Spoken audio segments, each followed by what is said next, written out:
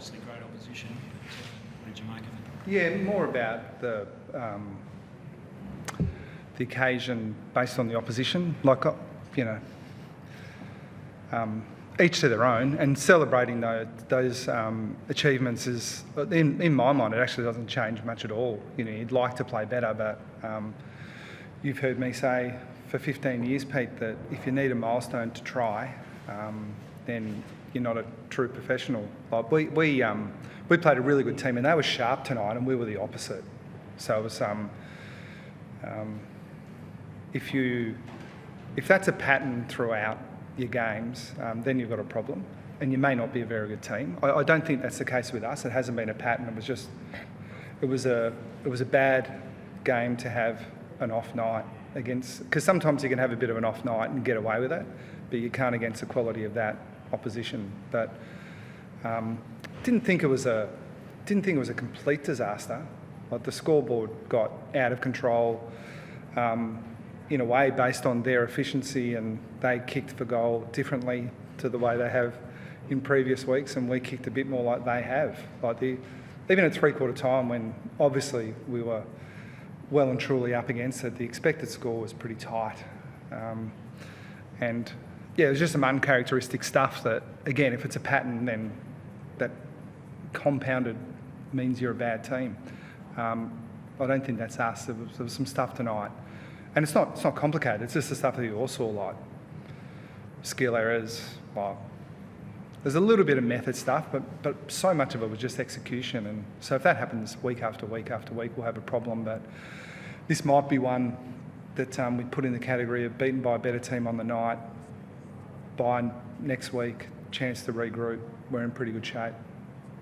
I like that more proper pressure coming in, where you guys have won 5 in a row, and you feel like they came in wanting to prove a point as well? Oh, I'm sure they did, and I'm sure they have a right to feel proud of themselves, and I thought they played really well. But again, I almost take offence to the idea that, if that were us, for example, then I wouldn't like the accusation that, you really steeled yourself for this one. What about the previous couple? Like, I didn't look at us and think, gee, that was we were off because of effort, or that we took the opposition easily. We were crystal clear on what they could be, and they played the way we expected. We just weren't good enough on the night to counter it.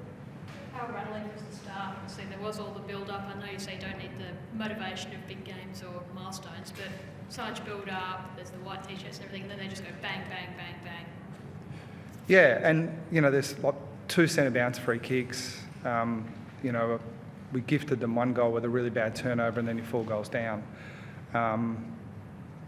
So yeah, I wouldn't reference the build-up so much as we needed to, start the game better, and we gifted them some opportunities that, I do believe in this bit. Like, when they're coming down with a bit of hope, and that gets validated early in the game, okay, now you've got some work to do. We had the chance, I thought, early to put them under pressure, and for some reason we chose not to, or went for sort of more expansive options that hasn't been a part of our game in the last month or so.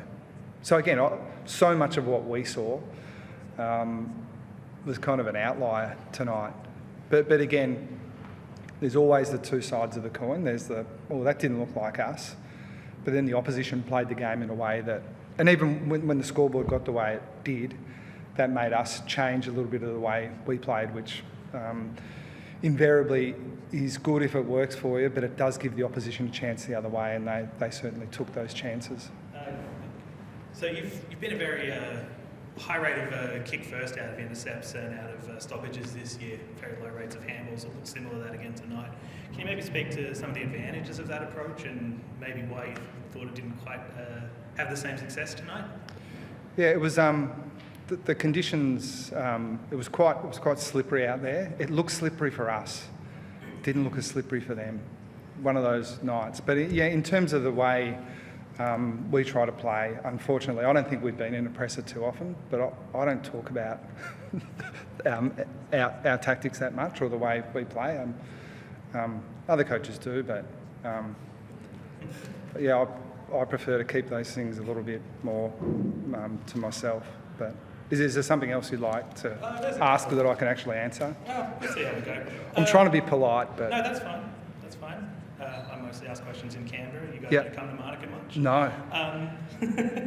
Marks inside 50. You guys have Yeah. very widespread this year. Yeah. I think tonight you had 13 off 8 different players. How important has that spread been for you, particularly in the post-Hawkins era and just in the modern game in general? Yeah, so we didn't quite give our forwards the chances that we would have liked. Even, I think statistically, the game, besides the scoreboard, a lot of the stats are actually pretty similar. It's not as if we weren't getting the ball forward. It wasn't as if we weren't getting the shots.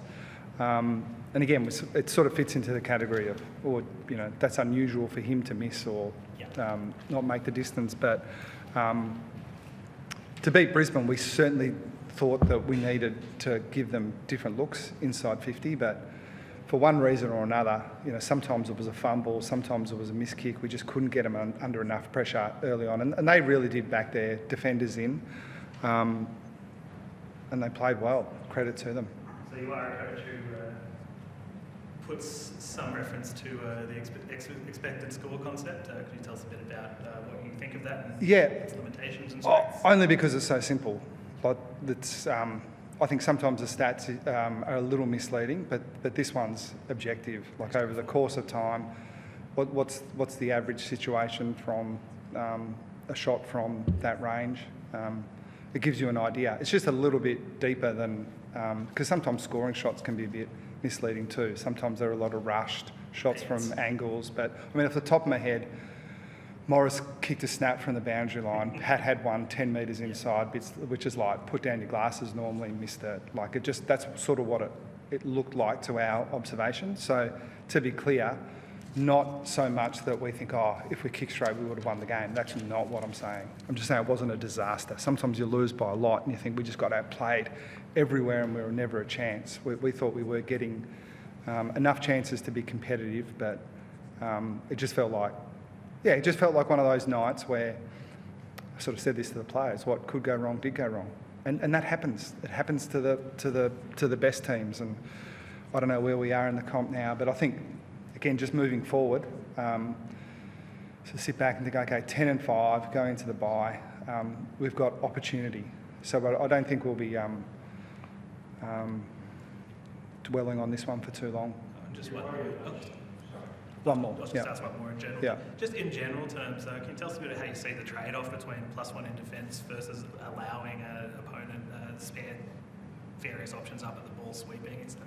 Yeah, I think it's always an interesting one. Like some teams play very hard one-on-one, and other teams choose to drop off. So I think the too simplistic way of thinking about it is where's ours, where's theirs. Depends a little bit on the conditions. The answer is it does depend. And even in games like this, sometimes it changes, because you're 5 goals down. How hard is it playing against the midfield? You've got a fair bit of depth, probably compared to your depth. Yeah, look, it's a hard one because from our end, because we think that's been a real strength for us over the last 6 weeks or so. But yeah, they're if they're not the best, and they probably are, they're the deepest. Their first and second and third year guys are guns. Pick one, sort of makes a bit of sense. That shouldn't be a surprise to anyone, but it's not as if they're relying on them to be their number 1, 2 and 3 mids. That behind it, Brownlow medalist and another guy that might win it, just in their midfield. So yeah, they're going to be well served for a little while, I reckon. Sam Connie tonight, you're going to be without him for the next little while. How do you see that backline mix? Because obviously split subs and that all changes as well. Yeah, and we're hoping to get Kolodjasny back at some point, so he will help. Look, they've been good for us, those guys, and we do feel like we've got some flexibility. Like even in a bad loss, I thought Jack Henry was outstanding tonight, and he's had a really good season. Prefer to have De Koning in there, but it's not as if we're not like some other teams who have lost. Or maybe early in the year we sort of lost all our defenders at once, and that is hard. There are some teams that almost lost them all. That's hard. But when you lose one, I think we can cover for that. But looking forward to getting him back. How do you feel heading into the bye? You sort of alluded to it. Tonight's not a disaster in terms of where you're placed overall, where you get the chance now to reflect and look forward. Yeah, I think, look, tonight's a disaster in the context of tonight. And I'm terrible at this, but I've got to try to practice what I preach a little bit and move on quickly. I think pretty easy to take a step back and say, okay, if you looked at this point of time 10 weeks ago and said, now, I wouldn't take 10 and 5. I want 15 and zip. But in the context of a really competitive season where a lot of teams are losing games, like, okay, I think the question is, does that position give you a chance? And I think that's an emphatic yes. So clearly we'll need to play better than tonight, but we have been playing better. I'm confident tonight was a bit of a blip, as disappointing as it is. Does college have his minor surgery as well? His timeline back a little bit? Because obviously you expect him to come back in, but how long would you see that kind of playing out, or not too sure yet? I have no idea what our club says in terms of the injury outlooks, mainly because I don't believe them. They get it wrong all the time. What are we saying? Indefinite, because we don't know. Yeah. In the next few days, we'll know. Yeah.